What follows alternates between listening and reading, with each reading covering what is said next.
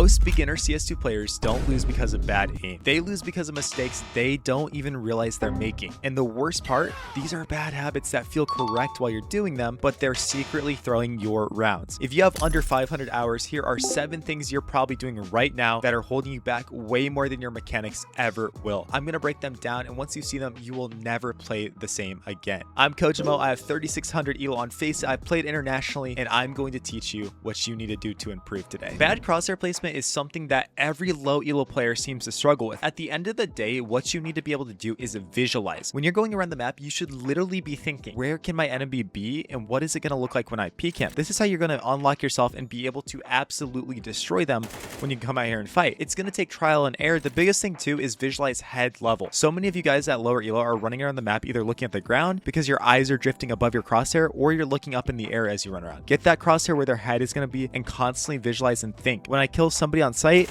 where is the next guy going to be? That also ties into game sense, which you are going to continue to develop as you understand this at a higher level. All of the hours I've coached players in the scene, one thing that plagues every single low level player is that they want to crouch too much or not enough. I've seen the extremes on both ends. What this means is they are going to peek out here and spot an enemy and then just commit to some crazy spray while not moving. Well, Kojo, how am I supposed to move? How am I supposed to do that if I want to be accurate? What you guys need to understand is that when you're going to commit to the spray, you can hold your D key as you crouch and essentially strafe back the direction you came from. I'm peeking with A, counter strafe with D and hold crouch, and I can now isolate that fight. I can angle things off. Imagine you fight long here and there's 2 dudes rolling up on you. You need to sit out here, and once you accidentally overexpose yourself to both of them, you need to then go back the direction you came so that you can isolate the guy that's going to be fighting you the longest in this case. This is going to save you from bad sprays. This is going to keep yourself alive so much longer. It's vital, because on the other end, some of you guys will just run out and then be doing too much movement, and then of course none of your bullets are going to land. They're going to go everywhere. These are 2 bad habits that can be solved instantly just by understanding how to counter strafe using your A and D key, A, D, A, D, and then also understand that while you're crouching,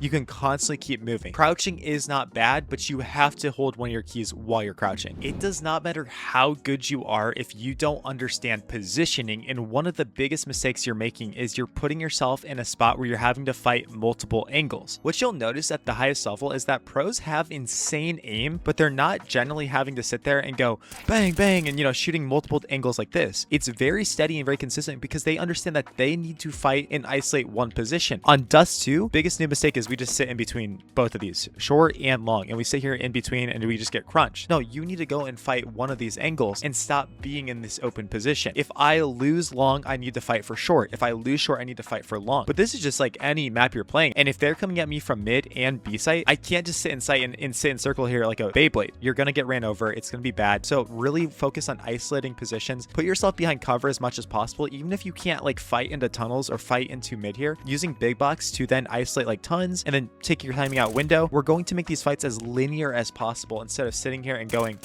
and Beyblading around. It's just such a bad habit. Genuinely, one of the most frustrating things that players are doing is they are way too aggressive in advantage situations. Say my team has a 5v3. We've done so good. We've gotten 2 frags already. I will have a teammate or somebody that I coach sit here in a 5v3 and then try to peek mid, and then he'll throw in. Maybe there's an upper already posted. Maybe somebody just picks him up and he'll say, oh, unlucky guys, he's in middle. Well, you just willingly gave them an opportunity to claw back into the round instead of doing something with a teammate. I don't care that you want to be aggressive, but I need you to think as a team. I need you to be a little more complex than just, all right, peek in and die. I see this all the time. We're in that 5v3 situation, and then the long player for no reason will get bored and just start running through here. Why? We don't need this. If you play this round out 100 times and we just play simple, if we just play with our teammates, we're gonna win this maybe 85-90% of the time. But the second you start taking solo risks, the second you start trying to be a hero, the round is going to crumble, it's going to fall apart, and you are going to wonder why you're losing so many of these situations and why you can't rake up. Let's take a step back and talk about economy, because this is something that takes no training, no skill, just some memorization. One simple rule I have for you guys is on pistol round 1 or 13 of the game, you need to buy something. Buy Kevlar vest, buy dualies on CT side, buy P250 on T side, get some utility. You are not saving other than the fact we're not buying decoys. We don't need that. So many players will go into the round with no armor, nothing, and they say, well, I'm just saving for an op. I'm just, no.